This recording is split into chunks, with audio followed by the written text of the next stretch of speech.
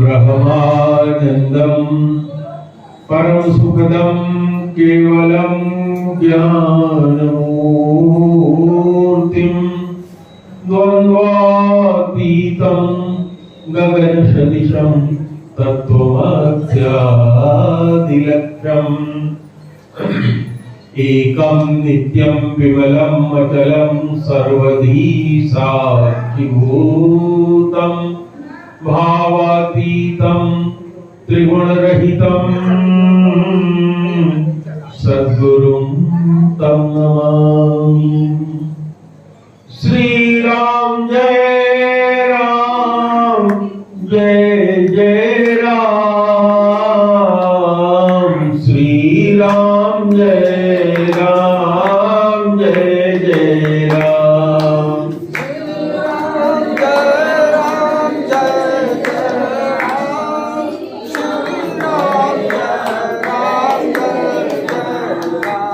जय रघुनंदन जय सिया राम। सीताराम जय सीताराम। जय रघुनंदन जय सिया राम। सीताराम जय सीताराम। जप ले राम का नाम अंत समय में आएगा काम। जप ले राम का नाम अंत समय में आएगा काम। जग की दौलत है बेकार, अंत समय में न आएगी काम। जग की दौलत है बेकार, अंत समय में आएगी काम। तो जप ले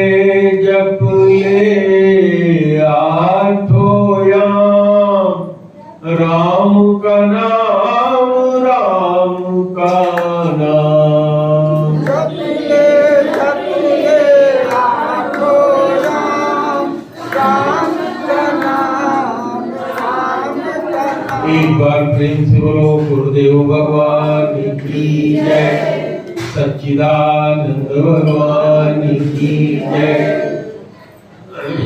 रामचरितमानस में आप लोग 7वें सोपान में उत्तरकांड में जब जाते हैं तो देखते हैं कि एक बार राम जी ने अपनी प्रजा को बुलाया था, सबको, और बुला करके प्रजा से चर्चा किया था, उपदेश किया था। तो आज हम आप सब लोगों के बीच में यही उपदेश देना चाहते हैं कि आज के समय में घर में जितने बड़े हैं वो लोग बड़े दुखी होते हैं। एक दिन आप भी जब उम्र में बड़े हो जाएंगे, घर में बाबा कहलाएंगे, दादा कहलाएंगे, नाना कहलाएंगे, आजा कहलाएंगे, जो भी कहे जाते हैं, तो उस समय उनको कुछ कष्ट होता है। क्यों कष्ट होता है और क्या करना चाहिए कि कष्ट ना हो? तो राम जी ने एक बार अपनी प्रजा को बुलाया था, उसमें जो उन्होंने उपदेश दिया था उसी में निहित है, उसी में मैं चर्चा करूंगा ताकि आप सब लोग, हम लोग सब जान सकें कि क्या हमें करना चाहिए। गोस्वामी जी कहते हैं कि एक बार रघुनाथ जी ने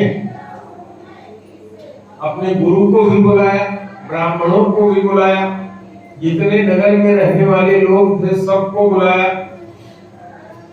जब सब लोग बैठ गए तो भक्तों के भय को भंजन करने वाले भगवान बोले।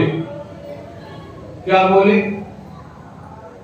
सुनहु सकल पुरजन मम बानी, कहूँ न कछु ममता उरयानी। भगवान कहते हैं कि मेरे नगर के रहने वाले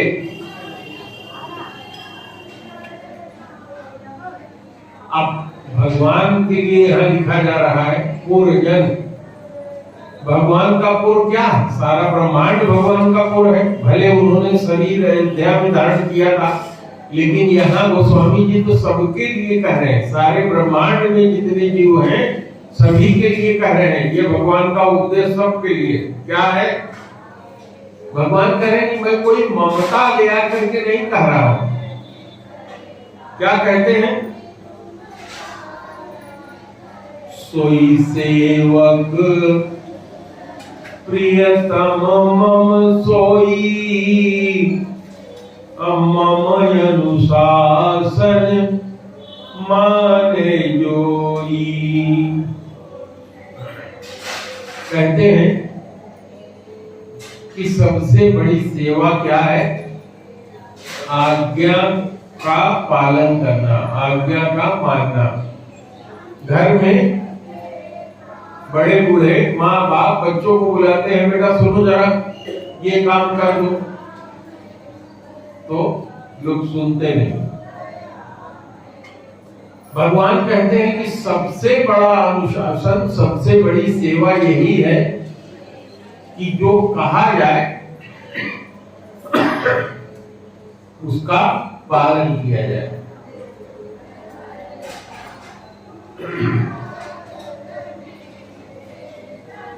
तो भगवान ने क्या कहा?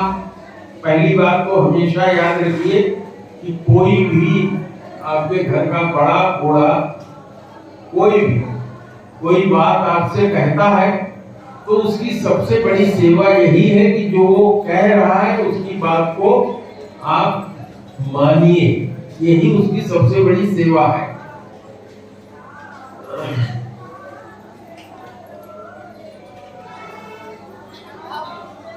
तो भगवान समझाते हैं, बहुत सारी बातें समझाते हैं कि मनुष्य का शरीर जो मिला है, इस मनुष्य के शरीर को पा करके हमको क्या करना चाहिए।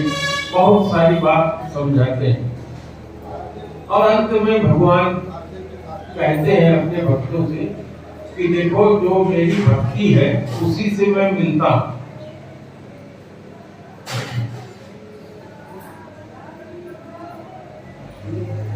भगवान कहते हैं कि भक्ति कैसे किया जाए, भक्ति का प्रयास क्या है।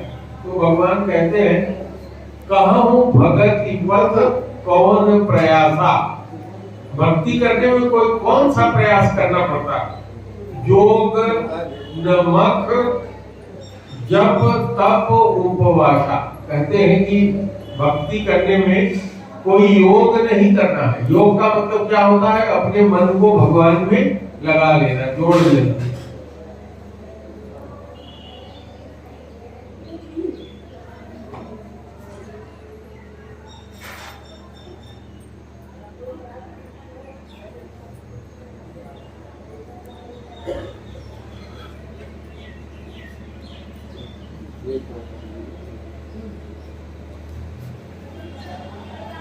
अब ये लोग तो कर ले रहे हैं, आप लोग न करिएगा। इसके बीच से न आइएगा, क्योंकि इसके बीच से आने से कथा बाधित होती है। दूर से ही प्रणाम कर ले। तो कहते हैं भगवान की भक्ति का रास्ता में क्या बताऊं। भक्ति करने के लिए योग करने की आवश्यकता नहीं है, यज्ञ करने की आवश्यकता नहीं है, जप करने की आवश्यकता नहीं है, तप करने की आवश्यकता नहीं है। तप का मतलब क्या होता है? नाना प्रकार के द्वंद्व को सहना। द्वंद्व क्या होता है? दिन रात द्वंद्व है, दुख सुख आग लाभ, ये द्वंद्व है। इन्हीं द्वंद्वों को सहना ही तप कहलाता है। उपवास, बिना खाना खाए ये हमारे व्रत रख रहे हैं। भगवान कहते हैं इस सब की कोई जरूरत नहीं है हमको पाने की। भगवान क्या कहते हैं? सरल स्वभाव न मन कुटिलाई। भगवान कहते हैं अपने स्वभाव को सरल रखो। स्वभाव क्या होता है? जो सवेरे से उठ के अगले सवेरे तक तुम करते हो वही स्वभाव कहलाता है। स्वभाव सवेरे उठे, अगले सवेरे तक जो तुमने 24 घंटे में किया वही तुम्हारा स्वभाव है। तो स्वभाव कैसा होना चाहिए? सरल होना चाहिए। अब मन कैसा होना चाहिए? कुटिलता उसके अंदर नहीं होना चाहिए। माने मन से जो मन में हो वही बाहर हो। जो कह रहे हैं वो कुछ और हो और जो करना है वो कुछ और हो, ये ना हो, ये कहीं हो भीतर बाहर। और भगवान क्या कहना चाहते हैं कि हमको तुम्हारे इंद्रियों की कोई सेवा नहीं चाहिए, क्योंकि योग करने पर क्या होता है? भगवान में अपने को जोड़ना। तो कैसे जोड़ोगे? इंद्रियों से ही तो जोड़ोगे। मत यज्ञ करोगे तो हाथ पैर से ही करोगे, जप करोगे हाथ से उंगली से करोगे, तपस्या करोगे शरीर से करोगे, इंद्रियों से करोगे, उपवास करोगे शरीर को उपास करोगे, भोजन नहीं करोगे। तो भगवान क्या कहते हैं? मेरा मतलब केवल तुम्हारे एक चीज से, तुम्हारे मन से है, और मुझे अपना मन दे दो। मन तुम्हारा सरल होना चाहिए, उसमें कोई कुटिलता नहीं होना चाहिए। और क्या कहते हैं? अगर मेरा भक्त कहला जाते हो तो फिर कहीं और से कोई आशा नहीं रखो। ठीक? अगर भगवान को तुमने मान लिया, गुरु को मान लिया, गुरु भगवान में अंतर नहीं है, तो फिर किसी और से आशा न रखो कि फलाने के यहाँ चले वो हमारा काम पूरा कर देंगे। और एक बात और भगवान कहते हैं कि जो हम लोगों के माता पिता हैं वो भी स्वार्थ में रत रहते हैं, अपने स्वार्थ में। इसलिए उनका स्वार्थ कैसे सधेगा, यही उपदेश और यही काम बचपन से बच्चों को सिखाते हैं।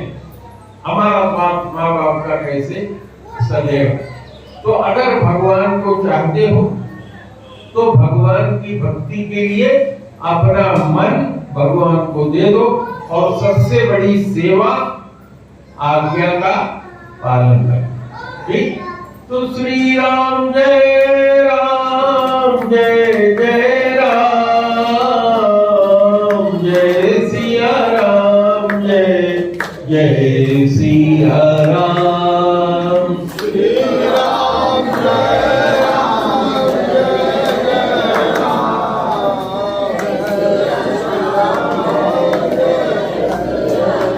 एक बार प्रेम से बोलो गुरुदेव भगवान की जय। उठ जाओ, ये बंद कर दो। आ जाओ इंजीनियर साहब, को किसी का ये मोबाइल निकाल के इसका